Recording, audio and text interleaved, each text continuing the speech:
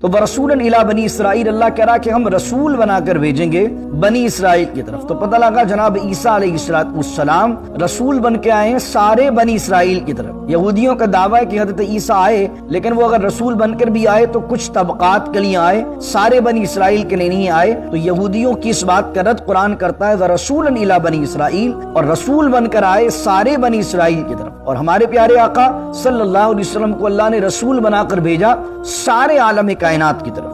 اب جناب عیسیٰ علیہ السلام کی بات کی جا رہی ہے۔ حضرت عیسیٰ علیہ السلام پیدا ہو گئے، بڑے ہو گئے، اب 13 سال کی عمر میں روایتوں میں آتا ہے کہ انہیں انجیل عطا کی گئی۔ اب وہ خطاب کر رہے ہیں، اب وہ کیا خطاب کر رہے ہیں؟ کہہ رہے ہیں انی قد جئتکم بآیۃ من ربکم۔ حضرت موسیٰ نے کہا میں آیا ہوں تمہارے پاس تمہارے رب کی طرف سے نشانی بن کر یا نشانی لے کر۔ آیت کا مطلب ہوتا ہے نشانی، میری ذات سراپا نشانی بن کر اللہ کی طرف سے تمہارے پاس آئی ہے۔ اور اللہ نے مجھے کیا کمالات دیے؟ انی اخلق لکم من الطین، اور میں بناتا ہوں تمہارے لیے طین سے، طا یا نون، طین کہتے ہیں مٹی کو۔ انی اخلق لکم من الطین، اور میں بناتا ہوں تمہارے لیے مٹی سے کہیئۃ الطیر، ایک پرندے جیسا، ایک پرندے جیسی مورت بناتا ہوں، یعنی ایک اسٹرکچر مٹی کے گھارے سے بنا دیا پرندے کی طرح۔ فانفخ فیہ، انفخ کا معنی ہوتا ہے پھونکنا، فانفخ فیہ، اور میں اس میں پھونکتا ہوں، فیکون، تو وہ ہو جاتا ہے، طیرن، زندہ پرندہ، باذن اللہ، اللہ کی اجازت سے، اللہ کے حکم سے۔ امری واحلل عقدۃ من لسانی یفقهوا قولی، اللهم صل علی سیدنا و مولانا محمد معدن الجود والکرم وآلہ وصحبہ وبارک وسلم، ويعلمه الكتاب والحکمة والتوراة والانجیل، ورسولا الى بنی اسرائیل انی قد جئتکم بآیۃ من ربکم انی اخلق لکم من الطین کہیئۃ الطیر فانفخ فیہ فیکون طیرا باذن اللہ وابرئ الاکمہ والابرص واحیی الموتى باذن اللہ وانبئکم بما تأکلون وما تدخرون فی بیوتکم ان فی ذلک لآیۃ لکم ان کنتم مؤمنین۔ صدق اللہ مولانا العظیم۔ آیت نمبر 48 ہے سورہ آل عمران کی، اور حضرت عیسیٰ علیہ السلام کا ذکر چل رہا ہے۔ اور کل ہم نے جو آیات پڑھی تھی اس میں جناب مریم علیہ السلام کو خوشخبری دی گئی، بشارت دی گئی کہ آپ کو ایک لڑکا ہوگا اور جس کا نام عیسیٰ ابن مریم ہوگا، اور اس کو یہ اللہ رب العزت کے کمالات عطا فرمائے گا۔ پھر آیت نمبر 48 کے اندر وہی موضوع کنٹینیو ہوتا ہے، اور اللہ کہتا ہے وَيُعَلِّمُهُ الْكِتَابَ وَالْحِكْمَةَ، اور وہ تمہارا بچہ وہ ہوگا کہ جسے اللہ سکھائے گا کتاب، والحکمت، حکمت، والتورات، اور توریت، والانجیل، اور انجیل۔ اب یہ علماء فرماتے ہیں یہ 4 چیزیں 4 ہیں یا 2 چیزیں؟ کتاب، حکمت، توریت، انجیل، یہ تو 4 ہو گئی نا۔ تو کچھ کہتے ہیں یہ 4 ہیں، کچھ کہتے ہیں یہ 2 ہیں۔ جو 4 کہتے ہیں وہ کہتے ہیں کتاب سے مراد لکھنا ہے، کہ آپ جو ہے کتابت کی تعلیم یعنی رائٹنگ کی تعلیم بھی دیا کرتے تھے۔ والحکمت، اور حکمت سے مراد وہ عقل کی باتیں ہیں، وہ بصیرت افروز باتیں ہیں جس حکمت کے تحت آدمی کائنات میں غور و خوض کرتا ہے۔ اور اس کے ساتھ تیسری توریت ہے اور چوتھی انجیل ہے۔ جو لوگ کہتے ہیں 2 مراد ہیں، اس سے مراد یہ ہوتی ہے وَيُعَلِّمُهُ الْكِتَابَ وَالْحِكْمَةَ، فرماتے ہیں اللہ کتاب سکھائے گا اور حکمت سکھائے گا، اور کتاب اور حکمت سے مراد کیا ہے؟ کتاب سے مراد توریت ہے اور حکمت سے مراد انجیل ہے۔ اس کی ریزن یہ بیان کرتے ہیں کہ توریت کے اندر جو معاملات لکھے ہوئے ہیں وہ تمام کا تعلق احکامات سے ہے، اور انجیل میں جو باتیں لکھی ہوئی ہیں اس کا تعلق حکمت سے ہے۔ تو جب کتاب کہا تو مراد ہوئی توریت، اور جب حکمت کہا تو مراد ہوئی انجیل۔ پھر اللہ کہہ رہا ہے کہ ہم اس نبی کو جو تمہارا بیٹا ہے حضرت مریم کو کہہ رہا ہے وَرَسُولًا إِلَىٰ بَنِي إِسْرَائِيل، اور رسول بنا کر بھیجیں گے بنی اسرائیل کی طرف۔ نبی اور رسول کے اندر میں نے جیسے پہلے بھی عرض کیا کہ فرق ہوتا ہے۔ رسول جو ہوتا ہے وہ اللہ کی عدالت بن کے آتا ہے، اور نبی جو ہوتا ہے وہ پچھلی شریعت کو اور پچھلے احکامات کو ہی اسی پورے نظام کو کنٹینیو کرنے کے آتا ہے۔ اور رسول کو اللہ پوری ایک شریعت الگ سے دے کر بھیجتا ہے جس کے اندر کچھ احکامات کی چینجنگ بھی ہوتی ہے، الگ سے کتاب بھی عطا کی جاتی ہے، لیکن دعوت جو عقیدے کی دعوت ہے وہ انبیاء کی سیم ہی رہتی ہے، چاہے وہ جناب آدم سے لے کر ہمارے پیارے آقا صلی اللہ تعالیٰ علیہ وسلم تک کی ذات گرامی ہو۔ آپ بنی اسرائیل کو دیکھیں گے تو بنی اسرائیل کی ابتدا کے اندر بھی آپ دیکھیں گے کہ 2 نبی ہیں، ایک پیئر بنے گا جناب حضرت موسیٰ اور حضرت ہارون کا پیئر ہے۔ اور جب بنی اسرائیل کی تاریخ ختم ہو رہی ہے تو یہاں پر بھی ایک پیئر ہے، اور وہ کس کا؟ جناب عیسیٰ علیہ السلام کا اور جناب یحییٰ علیہ السلام کا۔ یہ بھی آگے پیچھے پیدا ہوئے، دونوں نے ساتھ تبلیغ کی ہے۔ تو برسولاً الی بنی اسرائیل، اللہ کہہ رہا کہ ہم رسول بنا کر بھیجیں گے بنی اسرائیل کی طرف۔ تو پتہ لگا جناب عیسیٰ علیہ السلام رسول بن کے آئے ہیں سارے بنی اسرائیل کی طرف۔ یہودیوں کا دعویٰ ہے کہ حضرت عیسیٰ آئے، لیکن وہ اگر رسول بن کر بھی آئے تو کچھ طبقات کے لیے آئے، سارے بنی اسرائیل کے لیے نہیں آئے۔ تو یہودیوں کی اس بات کا رد قرآن کرتا ہے وَرَسُولًا إِلَىٰ بنی اسرائیل، اور رسول بن کر آئے سارے بنی اسرائیل کی طرف۔ اور ہمارے پیارے آقا صلی اللہ علیہ وسلم کو اللہ نے رسول بنا کر بھیجا سارے عالم کائنات کی طرف۔ اب جناب عیسیٰ علیہ السلام کی بات کی جا رہی ہے۔ حضرت عیسیٰ علیہ السلام پیدا ہو گئے، بڑے ہو گئے، اب 13 سال کی عمر میں روایتوں میں آتا ہے کہ انہیں انجیل عطا کی گئی۔ اب وہ خطاب کر رہے ہیں، اب وہ کیا خطاب کر رہے ہیں؟ کہہ رہے ہیں انی قد جئتکم بآیۃ من ربکم۔ حضرت موسیٰ نے کہا میں آیا ہوں تمہارے پاس تمہارے رب کی طرف سے نشانی بن کر یا نشانی لے کر۔ آیت کا مطلب ہوتا ہے نشانی، میری ذات سراپا نشانی بن کر اللہ کی طرف سے تمہارے پاس آئی ہے۔ اور اللہ نے مجھے کیا کمالات دیے؟ انی اخلق لکم من الطین، اور میں بناتا ہوں تمہارے لیے طین سے، طا یا نون، طین کہتے ہیں مٹی کو۔ انی اخلق لکم من الطین، اور میں بناتا ہوں تمہارے لیے مٹی سے کہیئۃ الطیر، ایک پرندے جیسا، ایک پرندے جیسی مورت بناتا ہوں، یعنی ایک اسٹرکچر مٹی کے گھارے سے بنا دیا پرندے کی طرح۔ فانفخ فیہ، انفخ کا معنی ہوتا ہے پھونکنا، فانفخ فیہ، اور میں اس میں پھونکتا ہوں، فیکون، تو وہ ہو جاتا ہے، طیرن، زندہ پرندہ، باذن اللہ، اللہ کی اجازت سے، اللہ کے حکم سے۔ اب روایتوں میں آیا تفسیر میں کہ آپ کو کس پرندے کے بنانے کا کہا تھا؟ انہوں نے کہا کہ آپ ہمیں چمگادڑ بنا کے سکھائیے۔ چمگادڑ جو ہوتا ہے اس کی خصوصیت یہ ہوتی ہے کہ وہ تھوڑا مشکل پرندہ ہے تخلیق کے لحاظ، اللہ کے لیے تو کوئی مشکل نہیں ہے، لیکن سمجھنے والے کے لیے کہ سارے پرندے جو ہیں اڑنے والے وہ انڈے دیتے ہیں، جو چمگادڑ ہے وہ بچے دیتا ہے۔ اس طریقے سے اور بھی خصوصیات ہیں، تو لوگوں نے ان سے کہا کہ آپ چمگادڑ بنا کے دکھائیے۔ تو تفاسیر میں آتا ہے کہ آپ نے پھر چمگادڑ بنا کے دکھایا، مٹی کی مورت بنائی اور پھر پھونکا تو اللہ کے حکم سے وہ اڑنے والا پرندہ ہو گیا۔ پھر آگے فرمایا کہ وَأُبْرِئُ الْأَكْمَحَ، اور میں ٹھیک کر دیتا ہوں، شفا دیتا ہوں اکمہا کو۔ اکمہا کہتے ہیں مادرزاد اندھے کو، ایسا جو بون بلائنڈ ہو اس کو کہتے ہیں اکمہا۔ کچھ لوگوں نے یہ کہا کہ جو بعد میں بلائنڈ ہو گیا اس کو کہتے ہیں، لیکن میجورٹی کہتی ہے جو بون بلائنڈ ہو اس کو کہتے ہیں اکمہا۔ کہنے لگی وَأُبْرِئُ الْأَكْمَحَ، اور میں شفا دیتا ہوں اکمہا کو، مادرزاد اندھے کو۔ وَالْأَبْرَصَ، ابرص کہتے ہیں اس شخص کو جس کے جسم پر جو ہے وہ وائٹ داغ پڑ جائیں نا، برس کی بیماری جس کو کہتے ہیں ہم، اور کبھی کوڑ کی بیماری بھی اس کو کہہ دیا جاتا ہے، دونوں معنی میں استعمال ہوا۔ والابرص، اور میں شفا دیتا ہوں ابرصا، ایک کوڑ کے مریض کو جس کے جسم پر سفید داغ ہوں اس کو۔ وأحیی الموتى، اور میں زندہ کرتا ہوں مردہ کو باذن اللہ، اللہ کے حکم سے، اللہ کی اجازت سے۔ وَأُنَبِّئُكُم بِمَا تَأْكُلُونَ، اور میں تمہیں خبر دیتا ہوں، بِمَا تَأْكُلُونَ، جو تم کھا کر آتے ہو، وَمَا تَدَّخِرُونَ، اور جو تم ذخیرہ اور جمع کر کے آتے ہو، فِي بُيُوتِكُم، اپنے گھروں میں۔ إِنَّ فِي ذَلِكَ لَآيَةً لَكُمْ إِن كُنتُم مُؤْمِنِينَ، اور بے شک یہ تمام چیزیں تمہارے لیے نشانی ہے کہ میں اللہ کا نبی ہوں، ان کنتم مؤمنین، اگر تم ایمان رکھتے ہو۔ یہ اللہ رب العزت نے 5 معجزات حضرت عیسیٰ علیہ السلام کے بیان کیے۔ انجیل میں 2 معجزوں کا ذکر نہیں ہے، باقی معجزوں کا ذکر ہے۔ کون کون سے معجزے؟ ایک تو جو پہلا معجزہ ہے، جو پرندے والا معجزہ ہے، یہ بائبل میں نہیں لکھا ہوا، اور یہ جو آخری معجزہ ہے کہ میں تمہیں بتا دیتا ہوں کہ تم کیا کھا کر آتے ہو اور کیا جمع کر کے آتے ہو، یہ انجیل و بائبل میں نہیں ہے۔ لیکن وَأُبْرِئُ الْأَكْمَحَ وَالْأَبْرَصَ وَأُحْيِي الْمَوْتَى بِإِذْنِ اللَّهِ، آپ مادرزاد اندھے کو، برس والے مریض کو، مردہ کو زندہ کرتے تھے، یہ بائبل میں لکھا ہوا۔ لیکن بائبل کے اندر کیا نہیں لکھا ہوا؟ بائبل میں بِإِذْنِ اللَّهِ نہیں لکھا ہوا۔ یعنی اگر آپ اس آیت میں سے بِإِذْنِ اللَّهِ بِإِذْنِ اللَّهِ نکال دیں تو اس میں کیا ترجمہ ہو جائے گا کہ میں یہ کرتا ہوں، میں یہ کرتا ہوں، میں یہ کرتا ہوں۔ تو خیال یہی ہے کہ جب بائبل کے اندر تعریف کی ہوگی کہ حضرت عیسیٰ کو خدا بنانا چاہا ہوگا، تو بائبل میں بھی اللہ نے یہ کہا ہوگا کہ اے عیسیٰ تم یہ کہو کہ میں یہ کرتا ہوں اللہ کی اجازت سے، اللہ کے حکم سے۔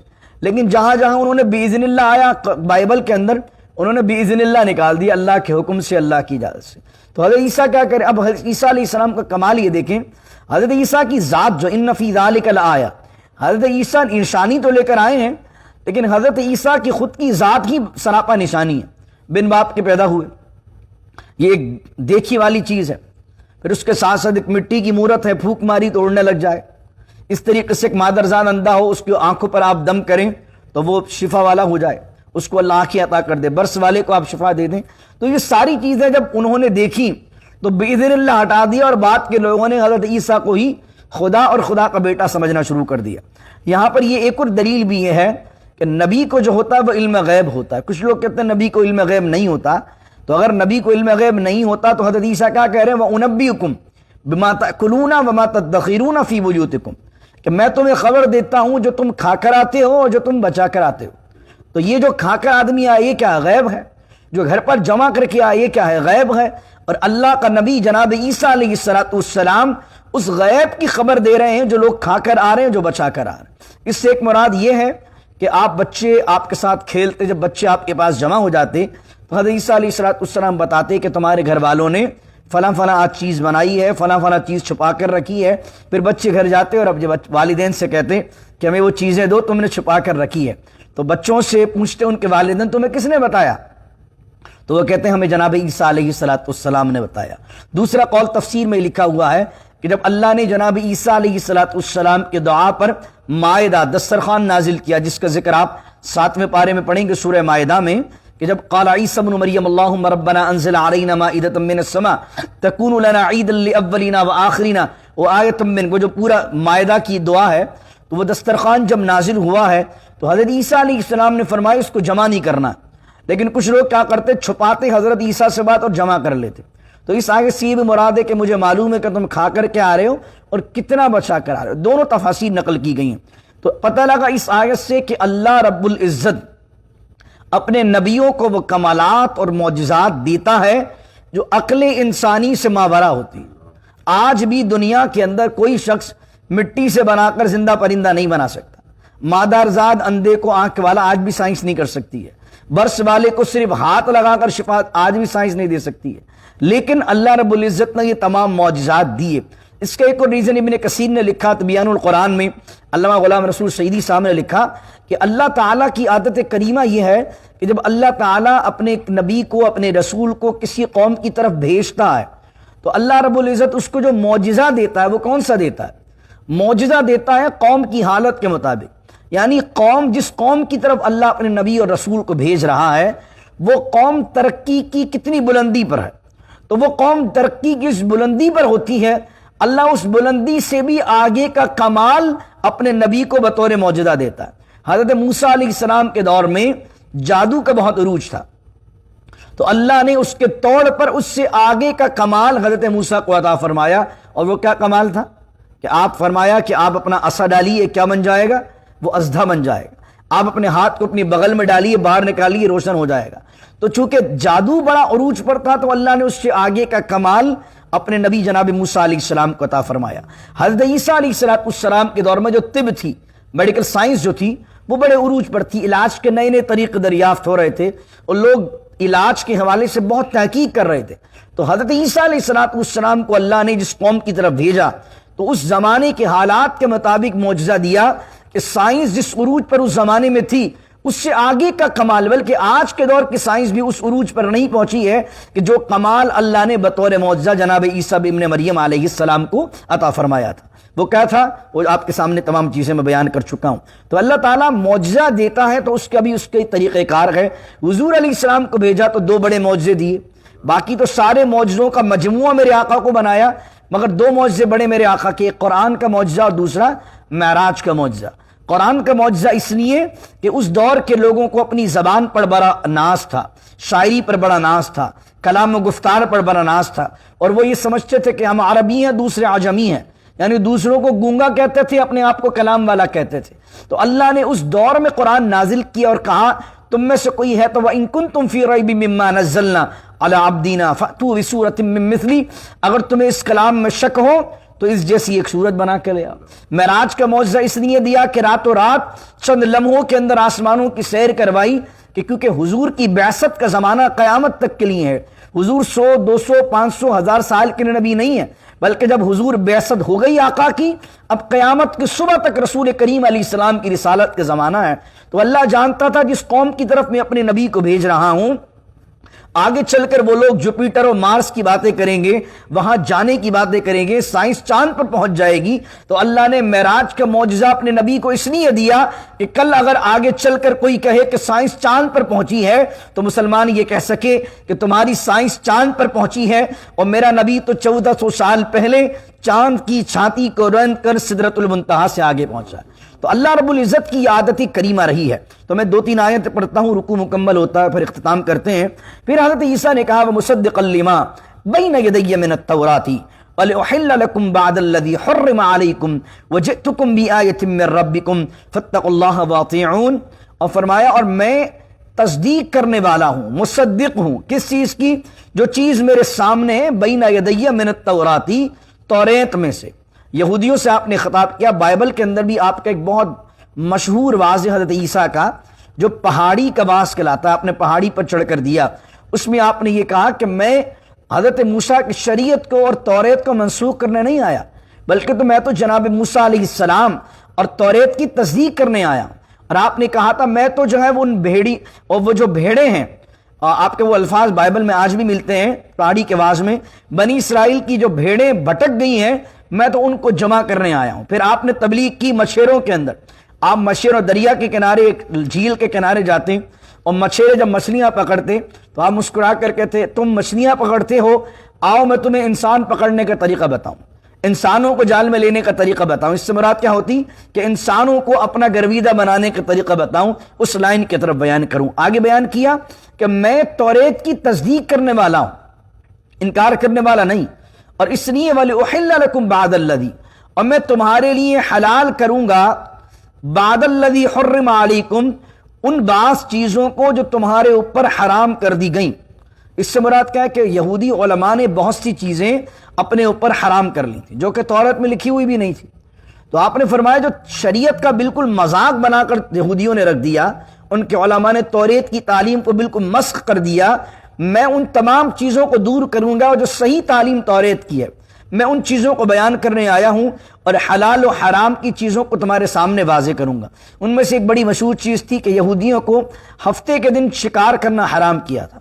اللہ نے اتنی چیز حرام کی تھی ہفتے کو یہ نہیں کرنا، انہوں نے اس میں اتنا مبالغہ کر دیا ان کے علماء نے، ان کے فقہا نے، کہ وہ ہفتے کے دن کسی مریض کو شفا کی دعا دینا بھی حرام سمجھتے تھے۔ وہ کہتے بھائی ہفتے کے دن مریض کو یہ کہنا کہ اللہ تجھے شفا دے، یہ بھی دنیا کا کام ہے۔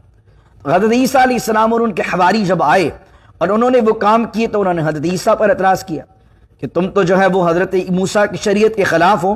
تو آپ کہنے لگے وَلِأُحِلَّ لَكُمْ بَعْضَ الَّذِي حَرَّمَ عَلَيْكُمْ، کہ جو ان کے علماء فقہا نے چیزیں حرام کر دی ہیں میں اس صحیح شریعت کو تمہارے سامنے واضح کرنے آیا ہوں کہ اللہ نے کیا چیز حلال کی ہے اور کیا چیز حرام کی ہے۔ نبی کی دعوت کے 3 مؤثر طریقے ہوتے ہیں۔ ایک تو یہ ہے کہ نبی یہ بتاتا ہے کہ کائنات میں اختیار اللہ کا ہے، بادشاہ وہ ہے، کائنات میں اس کا کوئی شریک نہیں۔ دوسری بات نبی یہ بتاتا ہے کہ میں خدا کا پیغمبر ہوں، میں خدا کا پیغام لانے والا ہوں، میں خدا کے میسج کو آگے پہنچانے والا ہوں، میری ذات تمہارے لیے بطور نشانی ہے۔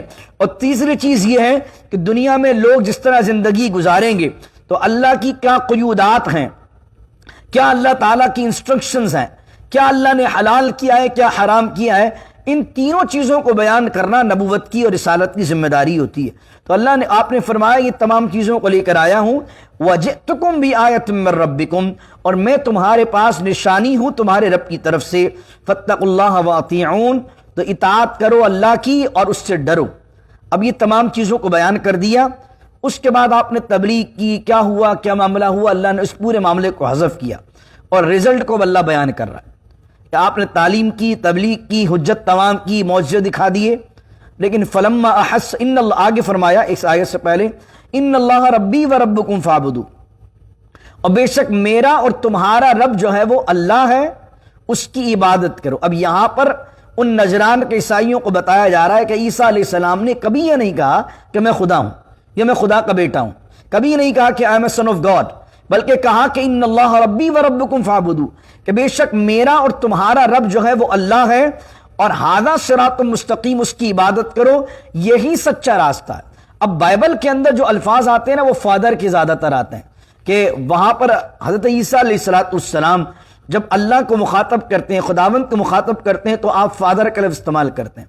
تو وہاں فادر عبرانی زبان میں جو ابن کا لفظ ہے وہ خدا کے لیے بھی استعمال ہوتا ہے اور باپ کے لیے بھی استعمال ہوتا ہے. جس طرح ابن کا لفظ جو لفظ ہے وہ بیٹے کے لیے بھی استعمال ہوتا ہے اور بندے کے لیے بھی استعمال ہوتا ہے، دونوں کے لیے استعمال ہوتا ہے. تو ان اللہ ربی و ربکم، بائبل میں بھی یہ جملہ جہاں انہوں نے سن اور فادر بنا دیا، حالانکہ وہاں یہ جملہ ہے ان اللہ ربی و ربکم فاعبدو، بے شک میرا اور تمہارا رب جو ہے وہ اللہ ہے، فاعبدو، اس کی عبادت کرو، میری عبادت نہ کرو. ھذا صراط مستقیم، یہی سیدھا راستہ ہے. اس دعوت کے بعد جب آپ نے دیکھا کہ لوگ یہودی علماء کفر کر رہے ہیں اور ہر درمی پر آئے ہوئے ہیں، تو فلما احس، جب محسوس کیا جناب عیسیٰ نے منہم الکفر، ان سے کفر کو، یہودیوں سے کفر کو محسوس کیا، تو حضرت عیسیٰ نے دعوت دی اور کہا قال من انصاری الی اللہ، کون ہے میرا مددگار اللہ کی طرف. اب آپ یہ بالکل آسمان پر اٹھائے جانے سے پہلے کے واقعات اللہ رب العزت اب اگلے رکوع میں بیان کر رہا ہے. کل میں انشاءاللہ ایک بڑا اہم موضوع ہے کہ حضرت عیسیٰ علیہ السلام زندہ آسمان پر اٹھا لیے گئے یا حضرت عیسیٰ علیہ السلام انتقال کر گئے پھر آسمان پر اٹھا لیے گئے. یہ بحث انشاءاللہ کل دلائل کے ساتھ ہم واضح کریں گے کہ آپ کس طرح زندہ آسمان پر اٹھائے گئے. کل وہ آیات آ رہی ہیں. فلما حس عیسیٰ منہم الکفر، جب آپ نے کفر کو محسوس کر لیا ان لوگوں سے تو آپ نے پوچھا قال من انصاری الی اللہ، کون ہے اللہ کی راہ میں میرا مددگار. جب دین کی دعوت کے لیے کوئی اٹھتا ہے تو پہلا کام کیا ہوتا ہے کہ وہ اپنی ٹیم بناتا ہے. تو آپ نے وہی کام کیا اور یہی طریقہ تبلیغ کا ہے. قال من انصاری الی اللہ، کون ہے میرا مددگار اللہ کی راہ میں. تو قال الحواریون، تو آپ کے حواریوں نے کہا نحن انصار اللہ، ہم اللہ کی مددگار ہیں. مراد کیا ہے؟ ہم اللہ کے دین کے مددگار. حواری کسے کہتے ہیں؟ بائبل میں جو لکھا ہوا ہے حواری کا مطلب نکلا ہے حور سے. حور کہتے ہیں سفید چیز کو، اور حور کا ایک معنی ہے دھونا. تو چونکہ آپ جھیل کے کنارے دعوت کا پیغام دیتے تو مشیروں کو بھی دعوت دیتے تھے. تو ایک روایت میں آیا کہ اس سے مراد کیا ہے؟ وہ دھوبی ہیں.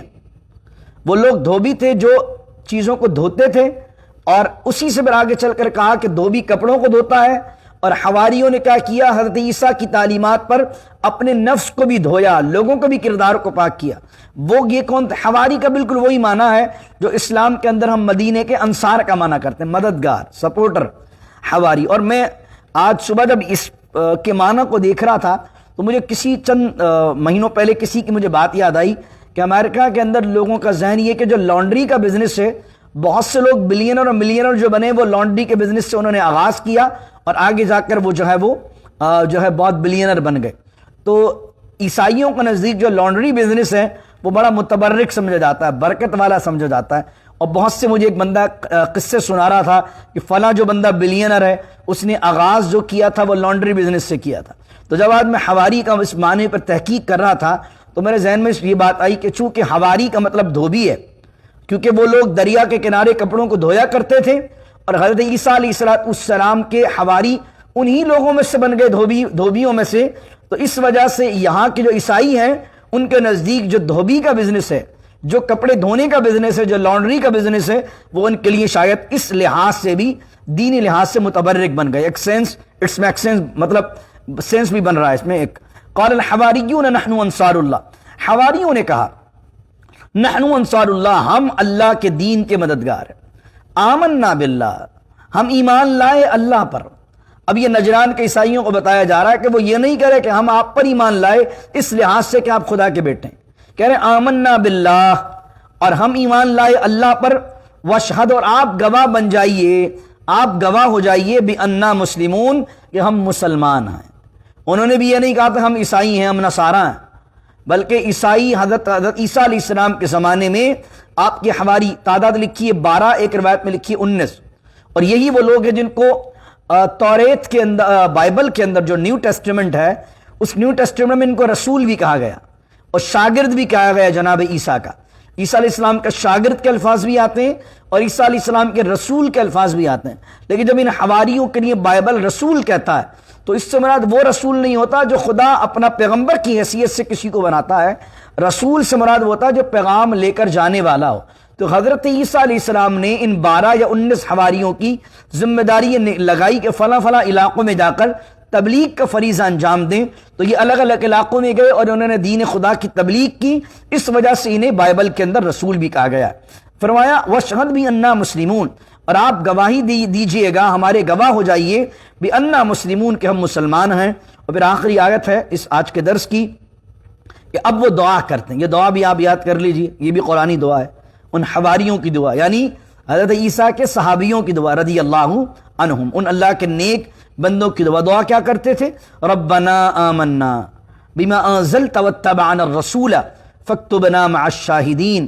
انہوں نے دعا کی، اے ہمارے رب، آمنا، ہم ایمان لے آئے، بما انزلت، اس چیز پر جو تو نے نازل کی ہے، واتبعنا الرسول، اور ہم نے اتباع کی، فرما برداری کی، کس کی؟ تیرے رسول کی۔ فاکتبنا مع الشاہدین، تو لکھ دے ہمیں گواہوں کے ساتھ۔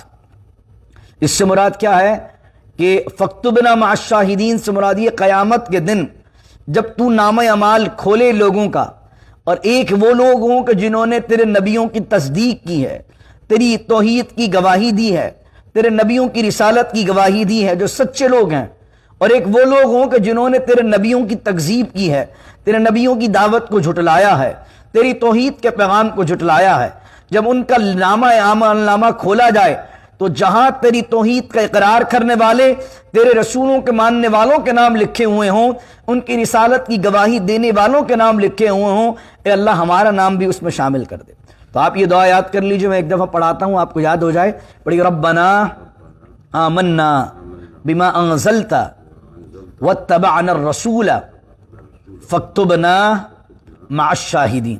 ربنا اجعلنا منہم، اے اللہ ہمیں بھی ان لوگوں میں شامل کرنا جنہوں نے کل قیامت کے دن وہ ان لوگوں میں اٹھائے جائیں جو نبیوں کی تصدیق کرنے والے ہوں۔ اے اللہ ہمیں حضور کے غلاموں کے اندر قیامت کے دن زمرہ صالحین میں شامل فرما۔ بسم اللہ الرحمن الرحیم، الحمدللہ رب العالمین والصلاة والسلام علی اشرف الانبیاء والمرسلین۔ ربنا ظلمنا انفسنا وإن لم تغفر لنا وترحمنا لنكونن من الخاسرين۔ ربنا أتمم لنا نورنا واغفر لنا إنك على كل شيء قدير۔ ربنا آمنا بما أنزلت واتبعنا الرسول فاكتبنا مع الشاهدين، فاكتبنا مع الشاهدين، فاكتبنا مع الشاهدين۔ إن الله ملائكته يصلون على النبي يا أيها الذين آمنوا صلوا عليه وسلموا تسليما۔ اللهم صل على سيدنا ومولانا محمد معدن الجود والكرم وآله وصحبه وبارك وسلم۔ سبحان ربك رب العزة عما يصفون وسلام على المرسلين والحمد لله رب العالمين۔ لا إله إلا الله محمد رسول الله۔